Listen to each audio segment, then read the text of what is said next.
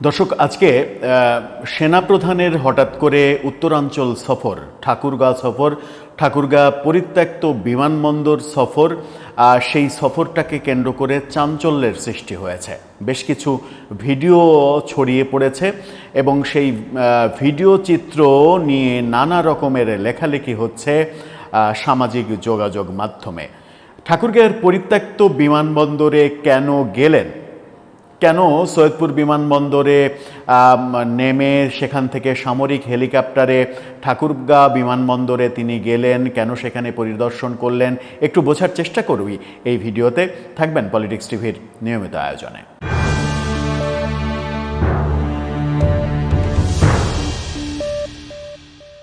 দর্শক, অনেকদিন থেকেই একটা আলোচনা কানাঘুষা হচ্ছিল। সেই আলোচনাটা হচ্ছে ঠাকুরগাঁও বিমানবন্দর চালু করার আলোচনা। নানাভাবে নানা রকমের আলোচনা আমরা দেখেছি। ঠাকুরগাঁও যে পরিত্যক্ত বিমানবন্দর, সেই বিমানবন্দর পুনরায় চালু করা এবং সেখানে বাংলাদেশ বিমান বাহিনীর ঘাঁটি তৈরি করা, বিমান বাহিনীর ঘাঁটি তৈরি করার জন্যই সেটা চালু করা, সেটাকে কেন্দ্র করে মার্কিন কর্তৃপক্ষের কোনো উদ্দেশ্য আছে কিনা। ঠাকুরগাঁও যেহেতু অন্যতম একটা মানে ওই অঞ্চলটা অন্যতম একটা করিডোর, ভারতের দুই অঞ্চলের মানে যোগাযোগের জন্য ওইটা একটা বড় করিডোর হিসেবেই পরিচিত।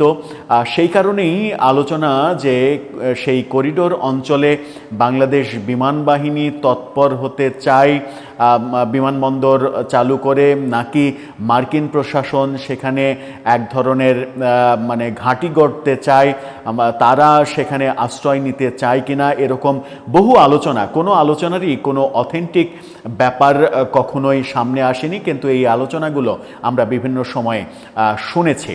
এক ধরনের ভয় আতঙ্ক তৈরি করার চেষ্টা করা হয়েছে যে এখানে মার্কিন ঘাঁটি হতে পারে। ঠাকুরগাঁতে কেন মার্কিন ঘাঁটি হবে? ঠাকুরগাঁ পরিত্যক্ত বিমানবন্দর, ঠাকুরগাঁর যে অবস্থা, ঠাকুরগাঁ একেবারে মানে সীমান্তবর্তী অঞ্চল। সেই বিমানবন্দর চালু করার বাণিজ্যিক কোনো মানে ফায়দা আছে কিনা, ঠাকুরগাঁ এমন একটা জায়গা কিনা যেখানে বিমানবন্দর পুনরায় চালু করলে সেটা বাণিজ্যিকভাবে সফল হতে পারে। সৈয়দপুর বিমানবন্দর রয়েছে, সৈয়দপুর দিয়েই পুরো উত্তরাঞ্চল কাভার করার চেষ্টা করা হয়।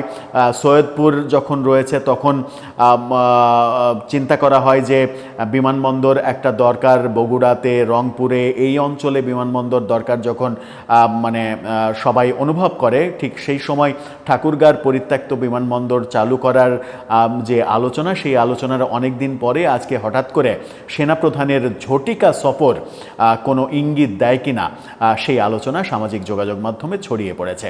এই ভিডিওটা আপনারা দেখে নিন, যেখানে দেখা যাচ্ছে যে সেনাপ্রধান ঠাকুরগাঁর পরিত্যক্ত বিমানবন্দর পরিদর্শন করছেন, গাড়িতে পরিদর্শন করছেন। সামরিক হেলিকপ্টারে তিনি এসেছেন এবং সামরিক হেলিকপ্টারে আবার চলে গেছেন।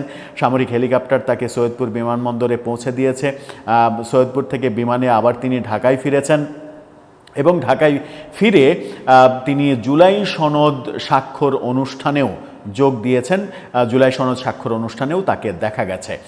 ঠাকুরগাঁতে এই ঘটনাটা যখন ঘটে তখন সময় দুপুর 1:15 মতো, দুপুর 1:15 দিকে ঠাকুরগাঁ বিমানবন্দর তিনি পরিদর্শন করেন সামরিক হেলিকপ্টারে এসে। কিছুক্ষণ 10-15 মিনিট সেখানে তিনি থাকেন। সেখানে যে আর্মি ক্যাম্প আছে সেই আর্মি ক্যাম্প পরিদর্শন করেন। আর্মি ক্যাম্প পরিদর্শনের পরে সেখান থেকে তিনি দ্রুত আবার চলে যান সৈয়দপুর বিমানবন্দরে এবং সেখান থেকে ঢাকায় ফিরে আসেন। সেনাপ্রধান গত কয়েকদিন থেকেই শোনা যাচ্ছিল সেনাপ্রধান সেনানিবাসের মধ্যেই অবস্থান করছেন। বিশেষ করে ঊর্ধ্বতন সেনা কর্মকর্তাদের বিরুদ্ধে যে গ্রেপ্তারি পরোয়ানা, সেই গ্রেপ্তারি পরোয়ানাকে কেন্দ্র করে সরকারের সঙ্গে এক ধরনের টানাপোড়েন শুরু হয়েছে। গতকালকে সরকারের প্রেস সেক্রেটারি প্রধান উপদেষ্টা প্রেস সেক্রেটারি শফিকুল আলম তিনি খালেদ মহিউদ্দিনের সঙ্গে ঠিকানায় সাক্ষাৎকারে সেনাবাহিনীর এই ব্যাপারে খুব একটা পরিষ্কার, তাকে প্রশ্ন করা হলেও খুব একটা পরিষ্কার কথা বলেননি, তিনি অস্বীকার করেছেন।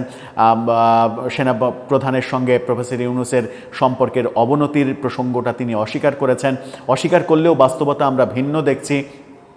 ডিজিএফআই নিয়ে নানা ধরনের যে কথাবার্তা, সমালোচনা, ডিজিএফআই মূলত প্রধানমন্ত্রী কিংবা প্রধান উপদেষ্টার কাছেই রিপোর্ট করার কথা। ডিজিএফআই সেনা প্রধানের আন্ডারে নয়, সেই ডিজিএফআই প্রধান উপদেষ্টার আন্ডারে কাজ করছে কিনা এই ব্যাপারগুলো নিয়ে তিনি মানে মুখরোচক যে আলোচনাগুলো রয়েছে সেই আলোচনার বিপরীতে কথা বলেছেন। ডিজিএফআই নিয়ে কোনো সমস্যা নেই, প্রধান উপদেষ্টার দপ্তরেই তারা রিপোর্ট করে, তারা সুন্দরভাবে কাজ করছে, এরকম কথা বলেছেন। সরকারের পক্ষ থেকে সেরকম পজিটিভ কথাই বলার কথা, কিন্তু এই যে বাইরে বিভিন্নভাবে ডিজিএফআই সম্পর্কে এনসিপি নেতারা যে যাচ্ছে তাই জঘন্য কথাবার্তা বলে, বিভিন্ন সময় বিভিন্ন রকমের আলোচনা তোলার চেষ্টা করে, এমনকি তাদেরকে শাপলা দেয়া হচ্ছে না মানে ডিজিএফআইয়ের কারণে, এরকম কথাও তাদের মুখ থেকে উচ্চারিত হয়েছে। এই সেনাবাহিনী, ডিজিএফআই, সেনা প্রধান, এই ব্যাপারগুলো নিয়ে যে আলোচনা, সেই আলোচনার মানে উত্তেজনাকর পরিস্থিতিতে তিনি সেনা সদরেই অবস্থান করছিলেন, এরকম খবর গতকালকে পর্যন্তও কানাঘুষা হচ্ছিল। আজকে হঠাৎ করে কেন তিনি ঠাকুরগাঁও বিমানবন্দর, পরিত্যক্ত বিমানবন্দর পরিদর্শন করলেন, যেখানে বিমান ওঠানামার অবস্থা মানে প্রফেশনালি নেই বললেই চলে, থাকলে তো তিনি বিমানেও যেতে পারতেন। এর পেছনে অন্য কোনো কারণ আছে নাকি এটা ডিউটি একটা সফর? ডিউটি সফর হলে সেটা তো বিমান বাহিনী প্রধানের করার কথা। সেনা প্রধান ওখানে কি করছেন? ওখানকার একটা সেনা ক্যাম্পে পরিদর্শন করার জন্য তো সেনা প্রধান সেখানে ছুটে যাবেন না। কি হচ্ছে আসলে সেনাবাহিনী নিয়ে?